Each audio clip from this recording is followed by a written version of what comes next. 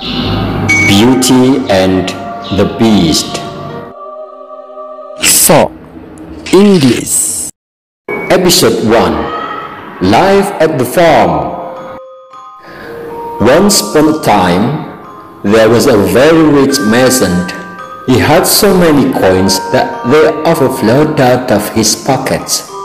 He had 3 sons and 3 daughters, whom he loved dearly. The daughters were very beautiful, but the youngest was by far the most striking. She was so pretty and oh, so witty. Everyone in the village admired her. Their family called her the Little Beauty. Her sisters did not like it. They said, "It is such a pity that she is so pretty. We feel green with envy, are so jealous and angry." These 2 sisters were rude and crude. They thought that having lots of money made them better than others. Every day, they attended balls, concerts, and parties. Beauty did not attend these events. Instead, she loved to read books and help others. Her sisters would laugh at her. "Oh, little beauty, you just don't know a thing. You would never be able to marry a king. You may be beautiful, but you haven't a clue about how to be important and become richer too." One day, everything changed. The mason lost his fortune. The only thing that remained was a small house in the country. He brought his children there and asked them to work as hard as they could, so that they could feed themselves and make a living. Beauty and her brothers helped with the chores, but the 2 sisters did not help at all. One day, a special package was coming in the mail from the mason, so he went to town. The 2 sisters demanded fancy clothes right away, while Beauty asked for nothing but a rose. Most disappointingly, the mason was not able to collect his package, so he had to return empty-handed. On his way home, he got lost in the forest. Through the trees, he could see glimpses of bright lights. He walked toward the light, and the large palace stood before him. It was decorated with special lights. He entered the cage and found himself in the hall. He ate the delicious food that was laid out on the table, but there was nobody there. It was truly bizarre. He finally fell asleep in one of the beds. Episode 2. Encounter with the Beast. When the mason woke up, he saw many fine clothes in the room waiting for him. When he looked out the window, he saw the most beautiful flowers blooming. Who lives here? Could it be a magical fairy? He wondered. Then he went to the hall and found more delicious food waiting for him. He ate some breakfast. When he went outside, he saw some lovely roses. He simply had to take one for Beauty. As he plucked one from the vase, he saw a fattening piece when he turned around. "Why did you steal my rose? They belong to me, as everyone knows." The beast roared mightily. The beast called the mason ungrateful and vowed to take his life. "I'm so sorry," said the mason, trembling in fear. "I took the rose for my daughter." The beast said that he would forgive him on one condition, that the mason bring a daughter to the palace. But the mason loved his daughters too much to give any of them up. He did agree, just for the chance of seeing his lovely children one last time. The beast told him to fill an empty chest with whatever he liked, and that it would be sent to his house. The mason filled it with gold. The coins went pling-plang as they went in. He left the palace in sadness, but he was happy that he had something to give his children. After a long journey through the forest, he returned home. Episode 3: Beauty in the Castle. The mason was overwhelmed with emotion.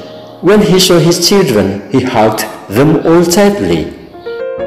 "Oh, my dears," he said, "the most terrible thing happened. I got lost in the woods and ended up in a palace where a beast lives. I took a rose from his garden, and this angered him greatly. He vowed to take my life. I must leave you now." He handed Beauty the rose, but there were tears in Beauty's eyes. "Thank you for the rose, father, but you've made my heart sad with this terrible news. Let me offer myself to the monster instead." She had such honor and loved her father dearly. Her brother jumped in and said, "No, you will do no such thing. We will kill this beast without trying. The beast is very strong," the mason warned. "That will not be an easy task. And although Beauty's offer is so kind, I cannot allow it. I am old, I do not have long to live. It is I who will give my life." But no matter what her father said, Beauty insisted that she go with him. "You can't stop me," she said. "I will come with you and make a plea." This made her sisters happy. Finally, they would be rid of that wretched girl. The mason was very sad about the whole thing. Then he realized that he forgot about the chest of gold from the beast. When he went to his room, he found it and showed it to Beauty. Beauty told her father that while he was gone, 2 men had proposed to marry her sisters. She said that he should give this fortune to them and send them off in marriage. You see, no matter how cruel her sisters were, Beauty still loved them. She had a heart that was pure and true. She was so caring, and everyone knew. The next day, the mason and his daughter went to the palace. Soon, they came face to face with the beast. Did you come here willingly? The beast demanded of Beauty. The whole room shook when he spoke, and Beauty trembled. "Yes," she said. Mason, you have shown your teeth. The beast said, You may now leave and never return. The poor mason was beside himself with grief. He left with a heavy heart. Beauty decided that she might as well use the little time she had left. She decided to walk around and explore the beautiful palace. She saw a door that said Beauty's apartment. Inside, there was a library full of interesting books, a piano, and other lovely things. Wow! She could have a wonderful time here forever.